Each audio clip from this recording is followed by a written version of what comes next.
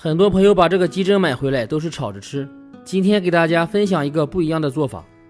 先把鸡胗切成厚片，不要切太薄了，那样鸡胗水分容易流失，吃起来口感发柴。全部切好以后，先放到一个大碗里，往里面加满水，没过鸡胗，下手抓洗一会儿，这样能洗掉血水，达到一个初步去腥的作用。我们给它换水多清洗几遍，洗至水变清澈就可以了。洗干净以后倒出控水，把里面的水分挤干一些，方便操作。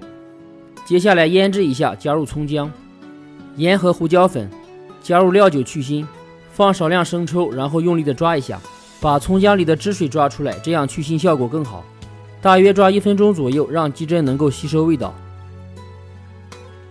接着往里面加入半个打好的鸡蛋，加入一些玉米淀粉抓匀。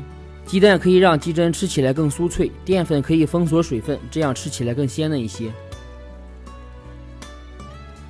抓匀以后腌制15分钟。锅里烧油，油热以后用小葱或者筷子试一下油温。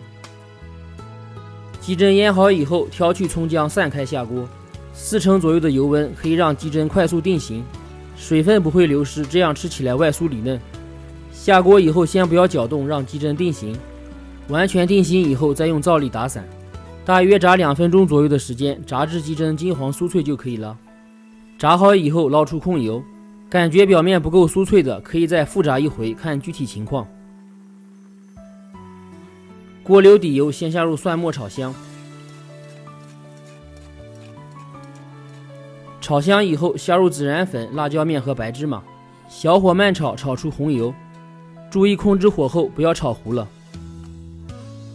接着把鸡胗下锅，快速的翻炒一下，让鸡胗能够裹满香辣孜然味。腌制的时候盐味已经放够了，调味只需要放少量白糖，加入一把切好的小葱花，开大火快速炒匀。